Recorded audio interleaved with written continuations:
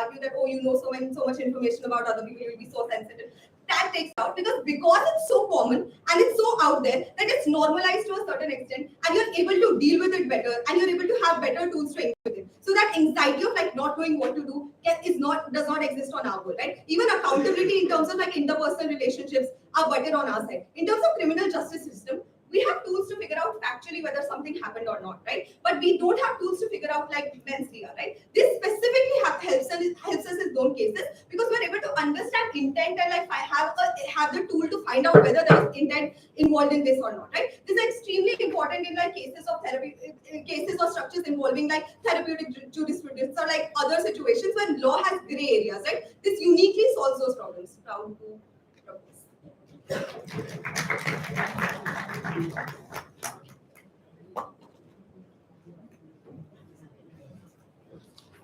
Thank you. Can we please get the yellow?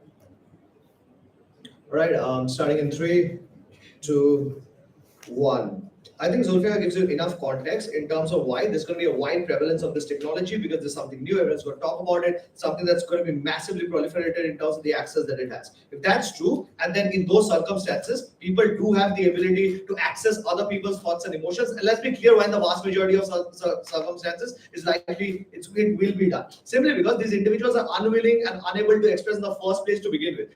Which means they're not going to argue with, like, accept that one-on-one session with you in the first place, because if I had to say it, they would have said it either way. Which means this has got to be used in the vast majority of circumstances against the consent of the individual to get the thing out. Because if people want to come clear at the beginning of the relationship, they would have done it either way. Which means to say, if you want to get into the deep, like what do you call, trenches of the person's emotions, you have to use this without their consent. Which is already a tension in their case in terms of the first speaker saying there is consent and secondly there isn't in the second speech. Pretty sure there is no consent because all of their benefits are reliant on you getting to know this individual when they're unwilling to do the same in the first place. The logic is fairly simple. I'd rather ban, and then they say that if this happens, you have laws in place. I would rather ban guns than ensure that a shooting incident happens and then I subsequently sue the person who transgressed that. It's rather you ban those things which have a perpetual need to cause harm to society, that essentially let them exist and then take what you call recourse mechanisms. Rather, preventive mechanisms is something they should automatically take with the existence of something as the machine it is in the first place to begin with.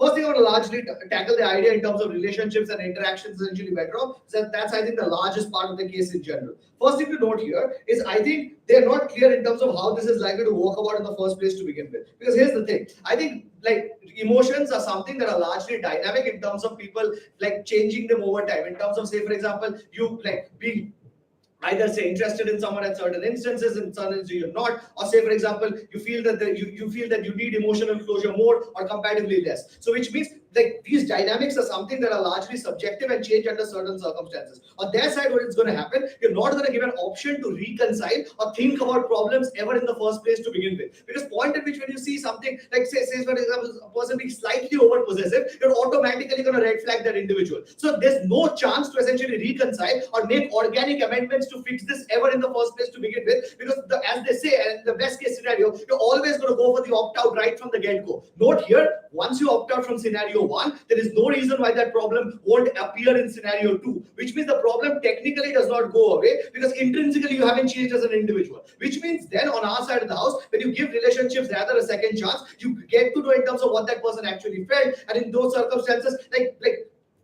like try to essentially have conversations, and if they're not, if they're literally unwilling to, like literally move on to the other individual rather than forcing to get those emotions out of it. So I think in the most extreme cases when they're unwilling to express at all, I'm not sure I would ever opt into those interactions if you have no clarity in terms of what you're opting in, rather than forcing things out of them.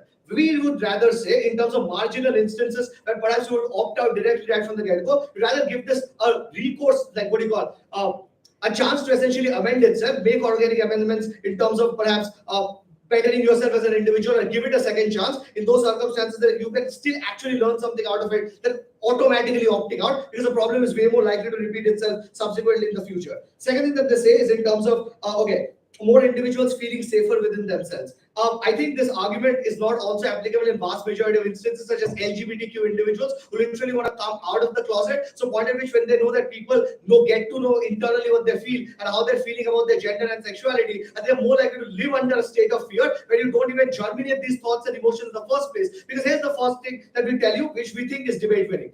So you should have autonomy, and in terms of, say, absolute rights, in terms of the kind of thoughts and emotions that you harbor as an individual. This is incredibly important, because on their side of the house note, you always know that people can know what you think and feel. You should stay under a perpetual state of fear in all circumstances, because in those instances, you know you can't think freely, you can't germinate thoughts freely. You should never become the individual that you always wanted to be in the first place to begin with. Rather, you became the version of society that could fit in, so that people don't judge you, people don't call you out, people don't go against you. So which means on their side of the house, you're more likely to fit into societal constructs, not to things that are antithetical to society, simply because society would know that you're doing it right from the get-go. Which means what? People live under a state of fear for most instances. People say minorities and LGBTQ individuals won't come out because they know that they're going to be judged in all circumstances, and these thoughts being more public. But secondly, we're also going to argue why self-peace is something that's most important. Because here's why. External validation is something that's not likely to happen in vast majority of instances. Here's the simple reason why. Because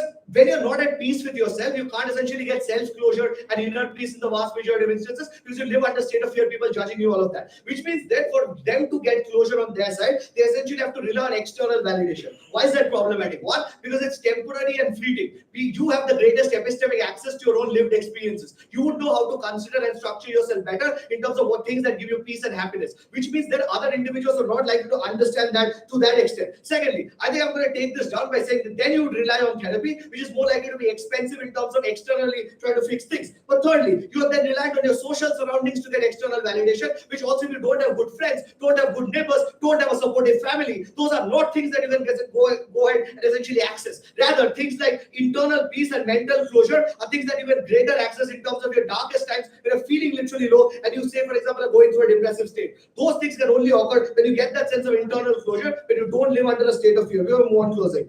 So in all instances, the armor that you create for social validation is created in senses where you rely on other people's perception of what is right rather than your true self at all points of times, creating a heavy burden on how you interact with everyone. I mean, on our side of the house, we essentially internally are able to think freely in the first place, create thoughts and emotions out of which we have full autonomy over. After that, clash it with the larger society in general. If things get literally downhill and south, then literally their argument in terms of in the worst extremities, you have laws in place. So I'm not sure in terms of why that is not likely something like it's going to be so negative on their side of the house. But secondly, I think on our side, when you essentially have the sense of autonomy and the sense of in terms of getting that closure, I think in those circumstances, you're more likely to think freely as an individual, have that amount of personal mind space in which you can construct your thoughts better. We think fundamentally this machine is a violation of agency and the ability to feel safe internally as an individual. So you feel that you're isolated from your own self, point at which when this machine constantly monitors and hovers around you, like literally like cameras recording you in terms of what you feel at every possible instance. So you live under fear, you live under more, say, constraining situations in which you're not able to think freely. We think in order to self-actualize largely as an individual, you need to essentially at least get a sense of belonging, have sense of internal closure with your thoughts. Those things can never happen. You're not able to think freely when this machine essentially exists. We think the worst extremities are unlikely to happen, are largely taken care largely by law. What matters then largely is the personal autonomy of this individual, which is literally taken away by this machine. For those reasons, opposition.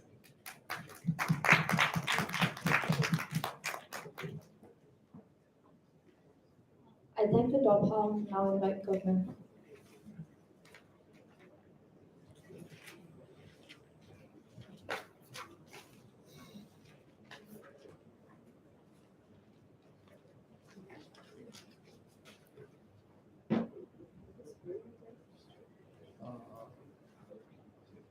It might reach out.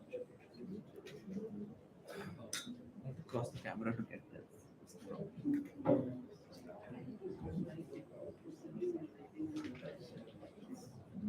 I want to cross the camera.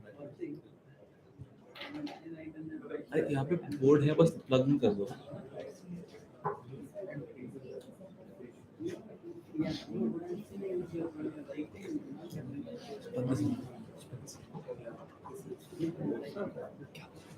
Login कर दे board में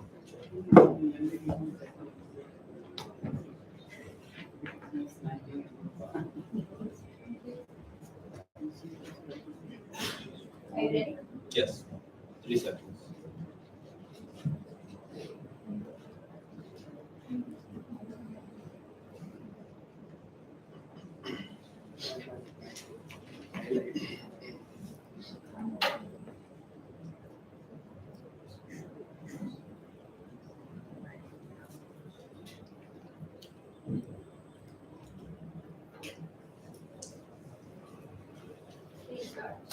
Starting, yeah, hope I'm fully audible. Awesome. Woo, let's go.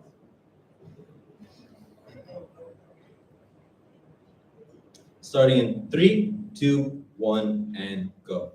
Panel, the reason opening half is in deadlock is because they argue specific enough circumstances to back their case where this occurs, whether it be inherently good or whether it be inherently bad. We say that a world where this happens creates a system of continuous reference to the truth of how you feel at all points in time. This is important because we have previously operated on a world where we assume the concept of true expression is based on 2 inherent factors. Firstly, in terms of familial ties, where you've traced a lot of what OG says, it's based on some degree of connectivity that you assume. And on opposition, the idea of reciprocal altruism, which means to say that people are fighting for the same cause as you. If the person does good, we are more willing to be open to them. Neither pertains to the idea that we operate on a spectrum of emotional thought that is based on our individual true self at each point that we assess this, and we are likely to operate in situational rational ideas where these rational thoughts don't really exist. What does this mean? This means, and this is why O's uncharitable idea of dictatorships really goes out this debate, we build institutions on the idea of these thoughts either not existing or existing in a good or extremely bad continuous stream of existence. Which means if we back things like a politician, they're amazing for all of eternity, and we will often ignore the negatives that are there, or on the counter, we often think that the world is draconian and terrible. This means that we have conditioned people to have this expectation that their innate thoughts processes do not and should not work in a state of process and continuous change. The problem is that this stagnates the development of the emotions that underlie our daily lives. And this is what OG says to you, but doesn't really get into it. This creates the world of institutions that whitewash how individuals want and continue to want things. And through that whitewashing, you're often able to assume and make individuals assume that they intellectually operate in a way that's different from how they really do. This masks the underlying feelings of things like joy, envy, and greed that we feel and puts an individual in a crucial disconnect. Hence, the question never comes, which is all of opening half, of how do I feel, but why do I feel? And this is an important distinction that only CG presents to you. This is the problem-solution mismatch that no other team answers. Is clear with the input of the machine, both for yourself and for others. Opposition is running that this is happening everywhere and still prove our. But the why I feel is, once we have the idea of how I feel, the why you feel is based on catharsis of expression. This means in a world where catharsis becomes a staple, whether in a good way or in a bad way, the only way you break O's deadlock is to understand why unwillingness exists. This exists for a plethora of reasons, which means op will always touch upon the reasons that seem the most harmful, i.e. being scared. But this is based on nuanced ideas of institutions that you inculcated where you manufacture unwillingness in terms of fear. That means this is due to thinking that nobody should be making a speech, even though if you talk to individuals or you see individuals' thought process like thought bubbles in their head, you will see that even the best debaters are scared when they're making a speech. This is due to the vulnerability of how others have perceived your speech and the gulf between what they may tell you as well as what you may believe to be inherently true. This means to say on opposition, you never really think freely. You think in a presupposition of other people's ideas, and you are backed with certain types of things like privilege or structural wealth to have the ability to believe it's correct or the ability to not believe it's correct. This catharsis is needed to depart from this emotionally and the mentally taxing way of life that this has created, which means the issue that they talk about in things that like needing therapy and rising in mental health issues that are there, that OG mentions and O says is expensive, is due to the fact that you have a continuous mental burden in terms of who you want or who you think is the best alternative to be, and what you truly are in your situation and circumstances. The thing is, humans are not able to compartmentalize as a machine, which means op has to prove that mech, but they're really unable to. This means that your true self is the person you are at this moment and feels these thoughts and emotions. This may not be a person that you particularly like. This may not be a person that you believe is a true, complete version of who you are, but it truly is what you are at that point in time. When you do not communicate these needs, you distance yourself from the emotional thought processes that you will actually make decisions by. This means no matter how O intellectualizes the process that exists, that is not how you feel in the world. That means that how you intellectualize the process of relationship will not be the baseline emotions by which you react to words that are said to you. That may not be who you picturize yourself to be, or you like to say, I like to be better, but until you are aware of your initial and current starting point, that objective idea never comes true. This means you're often unable to express this because this process removes you from who you truly are step by step. This means that minorities in particular, in all aspects, often are individuals, as O points out, to distance themselves from their true self. And this is where we create the system and systematic idea of mistrust and the worst possible outcomes. Their perceived self is then dependent on the validation metric of positive perception from others, which means when a pleasing personality is essentially shaped out, a personality is then shaped to fit in, which means the cost of this is the cost of any chance of arriving at processes where thought and emotions match and come together, even if they may be rudimentary based on who you internally are. Secondly, the harm in vulnerable interaction is that when you lack vulnerable interaction, the negative alternative of harmful interaction seems like a way to back and fill in the crack, like the gaps and the cracks that exist. Which means you start to see the emotional spectrum as a 1 to 0, 100 scale that you never think operates in steadfast or minute changes that are there. Which means you believe anger in excess is the way to overcome a negative world, or extreme positivity in success is the way to mollify the world. You never understand that you become an amalgamation of those, and where those amalgamations are likely to arise and to come to pass. What does this mean then in terms of emotional ebbs, and why is this paradigm more likely if you actually look debate-wise than what OO presents, because we're directly clashing against them? Because a continuous stream of thoughts and emotions that op runs is inherently not true, which means you hate your friend for an action that they did, but you may have a continuous stream of love in different ebbs and flows that are there, but this is a part of the whole, which means that the catharsis of Naluri that exists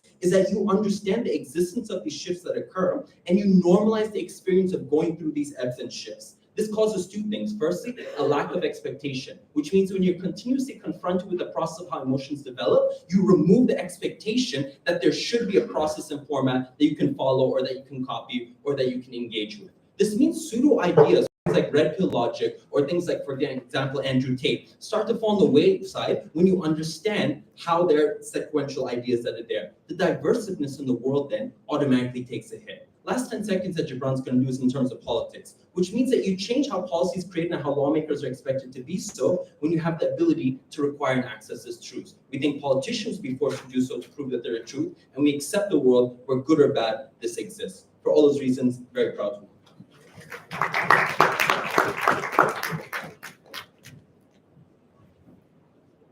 Thank you. Can we get op number 2, please?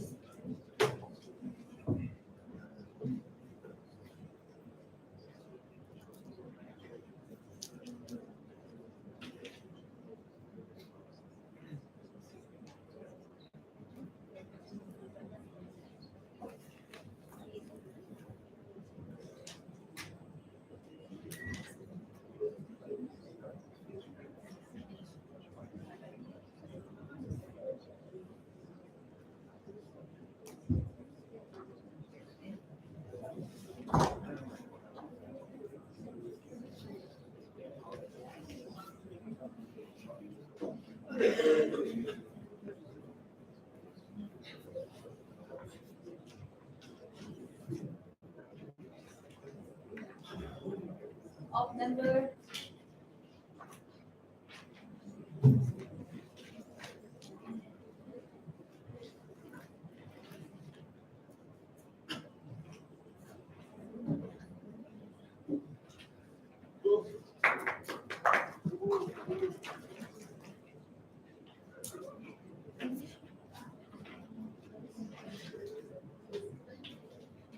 Is everyone ready?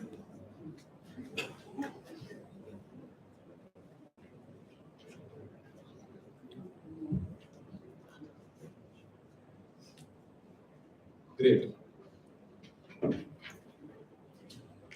I am starting my speech in 3, 2, 1. I think everyone in this debate has been very shit so far. Oops, that was my internal voice. The issue with closing up government is that they make you believe that if you know your internal self, you'll accept it, you'll understand it. That's not how it works. The reason why people stay in the closet for very long is because they need time to rationalize it, they need time to understand it, they need time to process it. At the point at which you abstractly enter someone's mind and you grab the truth out of them, they do not have that ability, they lose that ability to be human, they lose that ability to withhold that sort of thing. They say there are ebbs and flows of emotion. I agree there are ebbs and flows of emotion. The issue is you're entering at one certain point of time and assuming that that particular ebb or that particular flow is their whole perception of you, which is why people will always zoom to the negative parts, right? Because you always say positive things to people when you meet them, which I'll prove later on. But when you meet someone and they think negative things about you, you will assume that that's their entire perception of you, which makes you feel terrible, which makes you retreat back into your shell. Opening government says there'll be mass, opening opposition says there'll be mass acceptance of technology, it will be used everywhere. Opening government says there'll be some free spaces that won't be used. We think there's a fair middle ground to be reached here.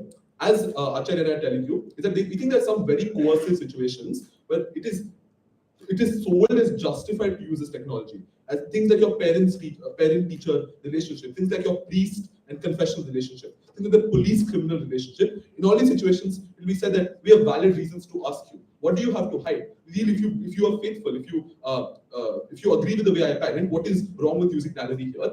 And that is a place where you cannot opt out of it whatsoever. But I think even if you can opt out of it in certain places, whether like mental detectors or whatever, it still creates mass mistrust, right? That maybe is it being used here? Should I talk to this stranger, right? I should rather not talk to these people here because, well, maybe they'll extract my thoughts out of me.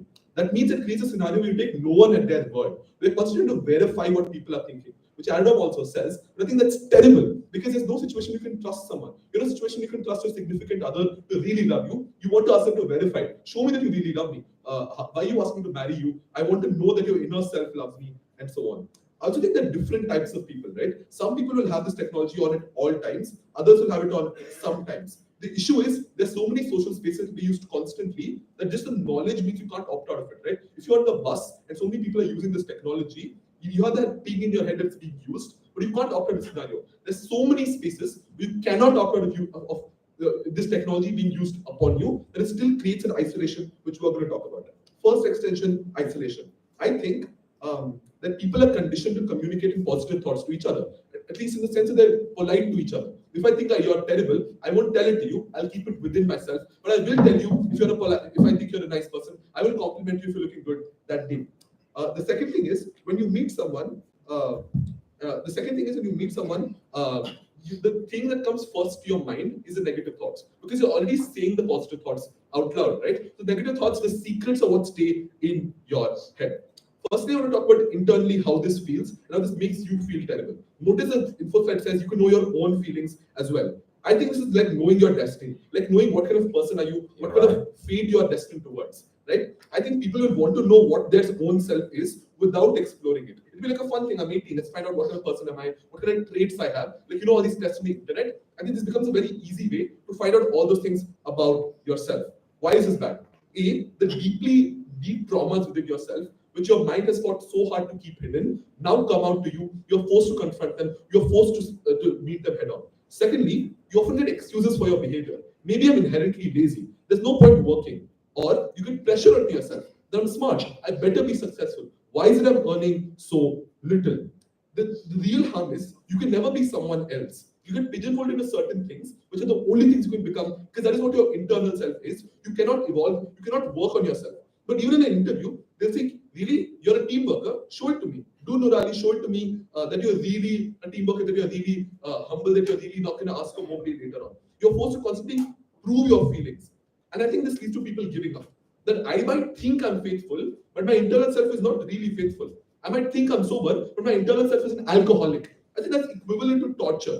Because, and this takes them to their best case, even if no one uses it on you, you still feel terrible because you can't be someone else. I think you withdraw to the company of people you either know who think positive things about you, who you know like you, but you don't explore any other, you don't go out, you don't meet new people because you think they might be bad.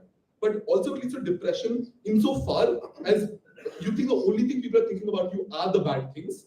And I think that leads to people withdrawing further and further into their shell. Secondly, power dynamic situations. I want to note that this is why it's more important than anything, not right now. I think it's more important than anything that opening opposition tells you, because they tell you an abstract conception of privacy.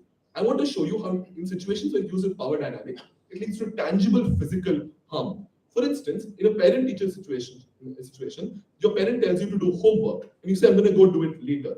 I think your parents have developed certain expectations on you, right? They've used value you when you're a child. They said you're lazy. Why I shouldn't give him work? I shouldn't give him time. He's lazy. He won't do it anyway, right? They'll find other ways to condition you to act on, or they'll feel disrespected at lots of times, right? When I give him an instruction, tell him to do homework, he thinks internally that I am stupid. And I think that means that leads to anger from your parents. And I've done so much for them. Why is this person so ungrateful towards me? Just disappointment that no matter what I do, this person can never change. And I think you don't spend time with your child, you don't spend time changing them. And I think that's actively terrible for the way people interact with their parents. And I think this keeps going in society, right? In terms of working with teachers, your teachers teach you certain things. They ask you, did you cheat here? Did you really understand this concept? No, I didn't understand this very difficult concept in calculus. I don't want to say it out loud because I feel ashamed. But now they know it. They think I'm a bad student. There's no point teaching me. Or they think they devote all their attention to me, which makes me feel ashamed in front of my class. And I think in terms of your priests as well, and I think particularly in deeply conservative societies, we are asked to constantly verify your faith. Just wearing a skull cap, just going to prayer, reading your prayers out loud, won't be considered enough. I want to know internally whether you feel this faith. I want to know internally whether you are really faithful to God. And when people can't prove that, they'll be forced to spend even more time working. They'll be excommunicated because really you're not a person of God. You are not faithful, particularly in these absolute circumstances. In terms of things like your work or your manager, right? Your manager comes and asks you, do you feel comfortable working here? I might be just working at the place for pay. I might really not enjoy working it, but now he knows my inner self. Now he knows that I shouldn't be promoted until and unless I meet certain criteria that others have developed on me. In all of these scenarios, you cannot opt out of it. And I think that's actively terrible. It fucks up the trajectory of people's life. But even if you don't buy that, I explained why it's torture. I explained why it leads to absolute isolation. I'm so proud of this.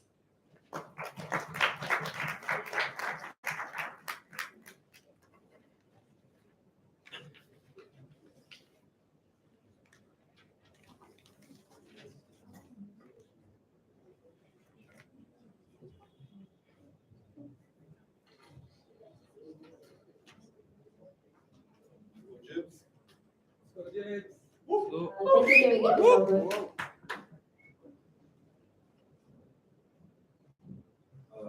Promise to ask for a POI. I'll take opening. I'll prioritize opening, but I promise to try and take one for closing as well. Just give me a second. Don't need to ask. Don't need to ask.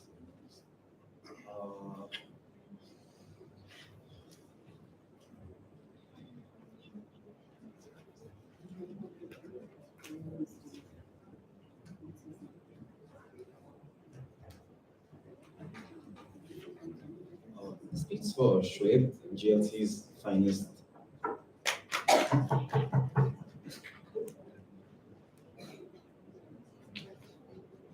I'll start the speech in 3, 2, 1. Panel, MLK had a dream, and so do I. But the capability to actualize that dream depends on the capability to express it and fight a cause to the end, even if it comes at a cost. That cost is a perception of other individuals feeling that my thoughts as a minority might not be conducive to their ideals. But if it's my true self, it is one that allows me to not have to wear an armor based on positive perceptions of other individuals, and allows me to live a life which is true, even if it comes at a cost of my life in and of itself. 3 things. First, the comparative to OG, and secondly, dealing with OO and CA. Firstly, on OG, if you notice, there's 6 levels of constructives, are in total 1 large constructive of different instances where this is selectively applied and would be positive either in interpersonal relationships or in larger sets of justice system which are conducive and benefit to their case. We feel we give you horizontal analysis to this on two levels. The first of which, in Ardham's speech, is catharsis that comes through expression, which simply means that in vast majority of instances, individuals, when they believe that a certain self is more, say, positive to perception of others, or liked by others, or you're supposed to act in a certain way, or supposed to act snarky, or supposed to act snazzy, or whatever is something that which is positively taken, is the one you, say, mold yourself into to get into better spheres for yourself in terms of the opportunities. That means that at all points of times, the individual that you mold yourself into is one that is not your true self, but a shell of yourself. The problem with individuals is that they're often not able to compartmentalize their vulnerable individual situations to their public situations, which means that in relationships, which are interpersonal, where you have to be your most vulnerable self and true self to make sure that you, say, create conducive environments for others to be with you, or ensure that you have true expressions with them, are ones where you fail to do so because you continue to act in ways which are something you perceive for them to believe that it will be positive, etc., etc. This is specifically true for minorities because they've taught from like ground up from the time that they were born that they must act in certain ways to save themselves, to ensure that the government doesn't come after them, and to ensure that they're able to rise in opportunities. But they have to act in ways which are conducive to the majority. The harm which is specifically exclusive to CG then becomes this idea of a person who's not the person that they were born to be, but the person that will fit into the masses, losing both their culture and their true self in all instances. The second thing that Ardham pushes to you, which is critical, is this idea of politicians, etc., etc. Let's take both of their best cases. Because both of them, to be very honest, argue the same thing, where they argue specific instances, and they give you a much, much better case in terms of authoritarian regimes. Let's take up an authoritarian regime and Vigor. In instances where authoritarian regimes exist, and they believe that everyone's thought bubbles and expressions are out there, we feel it's asymmetric because the comparative being that authoritarian regimes and status quo still quell individuals to be in spaces where they have to hide themselves or where they have to act in ways, which is like the argument before this, which is conducive to majorities. But more critically, if what they say is true, your capability to understand what the politician feels or why they're acting in a certain way or why certain policies are being created is just as good. Which means that I don't think governments are bad. I think the kind of conditioning that governments create in terms of the rabid amount of individuals that they condition to believe that they might be harmed by a minority, and those individuals, because they don't have opportunities, end up acting because of the fear that government creates in them, harming the minorities, is where the action comes on the ground, which harms the minorities in your daily interactions. When these individuals, who've been made to believe for the longest amount of time that Muslims are out there to harm them, are able to see that the politician doesn't do this because they believe it to be true, but they do this because they see a political benefit out of it, they're more likely to be disillusioned and unlikely in all those instances to act on that hate. Because they're forced to understand that not all individuals who are different from them come from spaces of wanting to harm them in all instances. Panel, if that instance is true, then their case also creates an environment in our world where you're able to gauge things better in terms of those authoritarian structures. But the third thing is that, like, what is this true self? What are these minute changes? Why are they so critical? Panel, a world which works on, say, institutions of ensuring that the true self is there. The trade-off is, to be honest, like one thing that I want you to, again, like go over your sheets again, is that all there isn't really a trade-off. It's all suddenly bad. They aren't really trading off any good thing in terms of true self. I'm okay on CG to trade off that at all points of times there might be an unwillingness to do certain things. I'm okay to trade off that there might be certain harms in certain hostile situations. The reason that I'm okay to trade that off is because of an assumption of emotion of how the other person feels that runs in their world. Which means, Ardham's example of everyone feeling a certain fear when they come to give that speech, but when someone tells you about it, trying to make you more comfortable, you're unlikely to believe it because you simply don't believe what they're saying is true. In our world, on a comparative, you're more likely to be able to see whether it's true or not. In the vast majority of instances, when someone's not scared of giving that speech, they probably come from a certain amount of privilege and training, which others do not. Which means you're able to understand the links of why individuals act in certain ways or what they feel. This debate isn't about like large instances of people wanting to kill people or being extremely hostile. It's largely about the middle ground, opening. You know that society has access to your emotions, which means you have to mold yourself in accordance with society. That gap is way higher than the gap between yourself and your true self, and it's more difficult to access catharsis on your side. See, the differential is that if society has all access to your emotions, you have access to all of society's emotions as well. Which simply means that your capability to know who truly feel for your rights or who truly believe in your expressions of true self because they're not putting up a mask to say align them with you because you're currently in a position of power are more likely to create spaces which are conducive to your benefit. The last thing to this argument is the idea that comes in both of their speeches about fleeting emotions, about this manager, about this bus, etc., etc. Which, if you notice, all the other three benches, because they just give you these examples of what. It is critical to note that if, say, the manager has capabilities to opt into your emotions, the manager in and of itself is not perfect. Or the individuals who are opting into your emotions aren't perfect as well because they have their true expressions as well. Which means in a vast majority of instances where you can't control things which are triggered, such as rage, things triggered such as love that you feel suddenly towards someone, are ways in which you can understand what people feel and don't get too masked. Panel, I'm for a truer world. Even if it leads to more hostility, even if it leads for more, say, anger, it is still truer, and it's not a mask that weighs me down every day. Very, very proud to propose.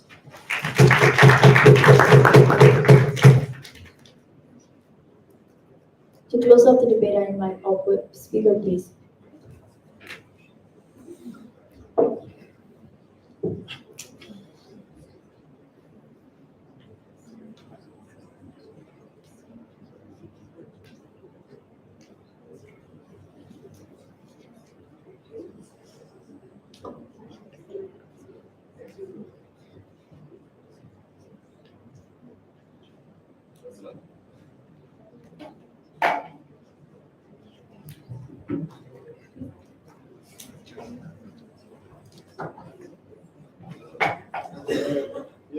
Probably going to take 2 minutes. After around 4:30 minutes. Go, Acharya.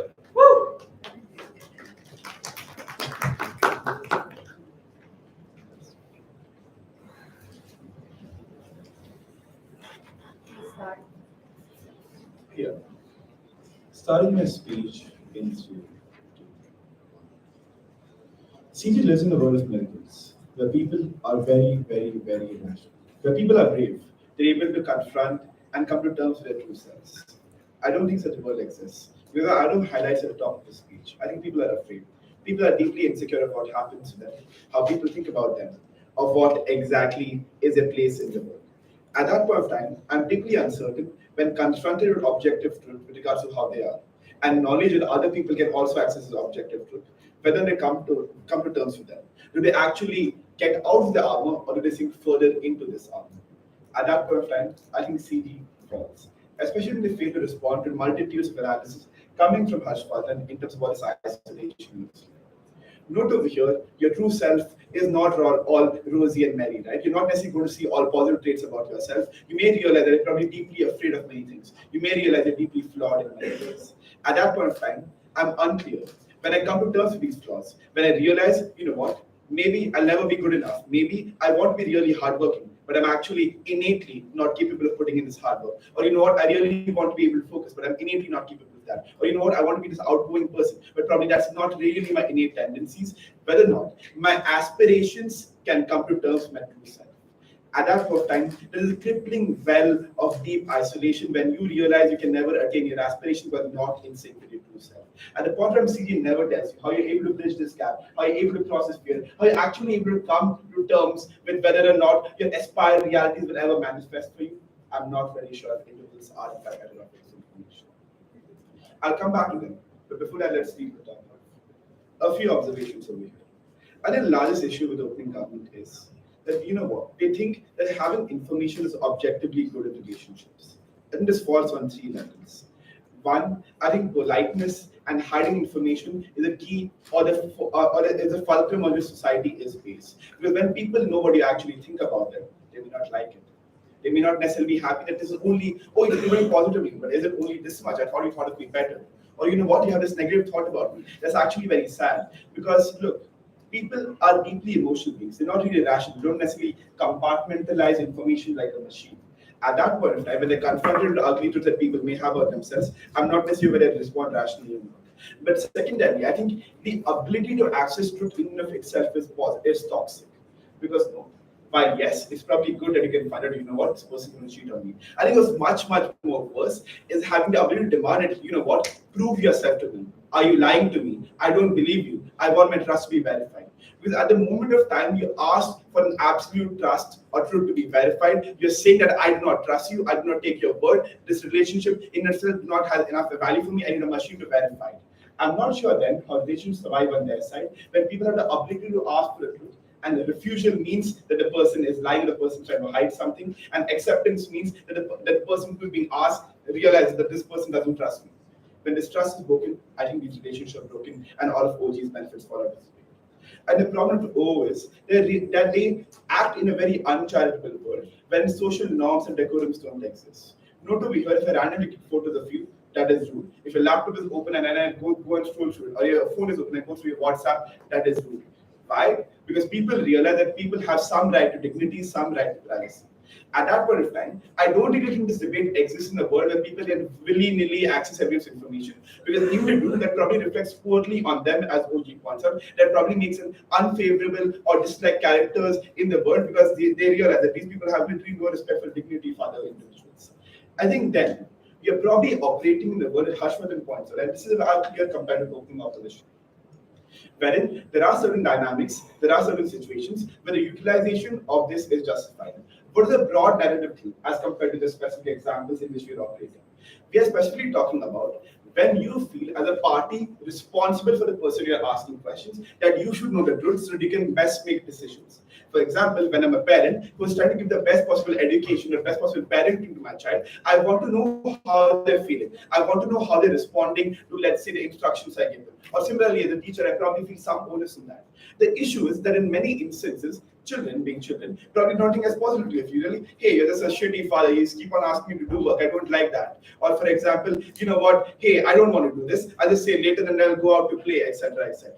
When the parents are confronted with this piece of information, it's unclear whether they respond positively. Because once again, it's unsure. Humans being the way they are, they respond to this additional stimulus by saying, you know what, that's actually rational. I should be kind of ambiguous to be, you know what, potentially I should engage in corporate punishment, like many Indian parents do. So this person necessarily follows the instructions I'm giving to me. Very similarly, when you are, let's say, in an office environment, your manager is conducting OPR.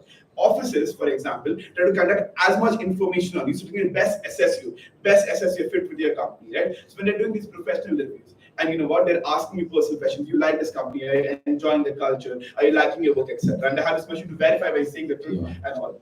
It's very, very problematic when they realize that you actually think that it's shitty manager, or you actually think that questions are stupid, or the work is actually not fun. When once again confronted with this additional information, which may come out in many instances, it's probably going to reflect very, very negatively on you. And this can happen in many other examples that I've given. It's more so that when confronted with authority, most times people dislike authority. They probably think of these dislike internally. The issue is that when this authority knows about it, even they have suspicions of it, they probably don't react positively. Go ahead.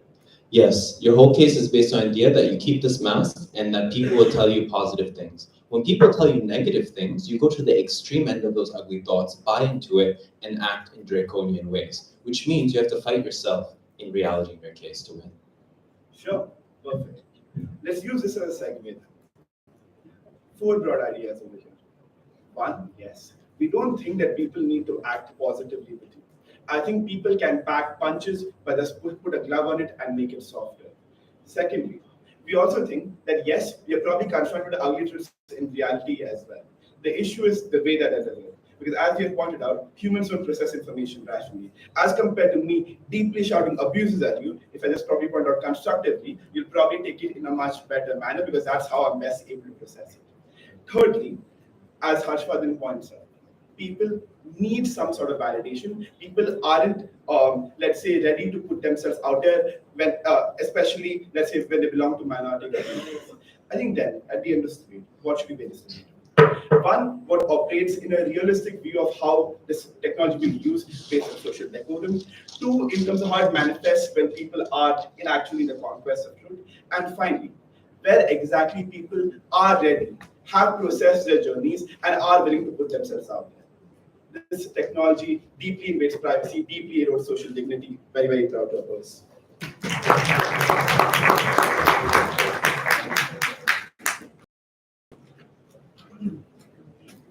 Thank you everyone for this debate. Where?